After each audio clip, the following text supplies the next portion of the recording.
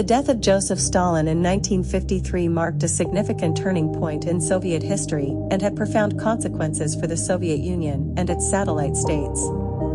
Stalin's demise led to a period of de-Stalinization, characterized by a shift away from his policies and the re-evaluation of his rule. Stalin's death created an atmosphere of uncertainty and instability within the Soviet Union. His tyrannical rule had resulted in widespread repression, purges, and a climate of fear. The Soviet leadership, under Nikita Khrushchev, recognized the need for reform and initiated a process of de-Stalinization to distance the country from Stalin's excesses. De-Stalinization entailed denouncing Stalin's cult of personality, condemning his crimes, and implementing policy changes. This included the release of political prisoners, a relaxation of censorship, and a more liberal approach to cultural and intellectual life. Khrushchev's famous secret speech in 1956, delivered during the 20th Party Congress, openly criticized Stalin and his methods. The de-Stalinization process had a profound impact on the Soviet Union's satellite states.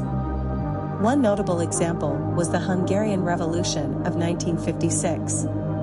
The Hungarian people, inspired by the calls for reform and the loosening of Soviet control, rose up against the oppressive communist regime. The Hungarian Revolution began as a peaceful student protest, but quickly escalated into a full-scale uprising. The protesters demanded political freedom, the withdrawal of Soviet troops, and greater autonomy from Moscow. The Hungarian government, under pressure, declared its intention to leave the Warsaw Pact and establish a neutral, multi-party system. The Soviet response to the Hungarian Revolution was swift and brutal.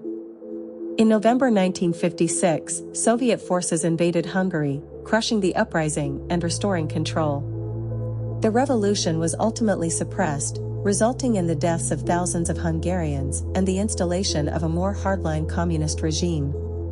The Hungarian Revolution of 1956 demonstrated the limits of de-Stalinization and exposed the Soviet Union's unwillingness to tolerate challenges to its authority. While the period of de-Stalinization had raised hopes for change, the events in Hungary served as a stark reminder of the Soviet Union's determination to maintain control over its satellite states.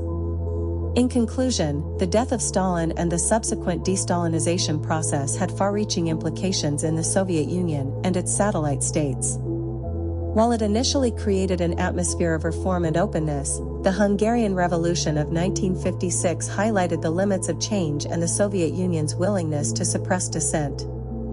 The period of de-Stalinization marked a significant shift in Soviet policies, but ultimately failed to bring about fundamental political transformations in the Eastern Bloc.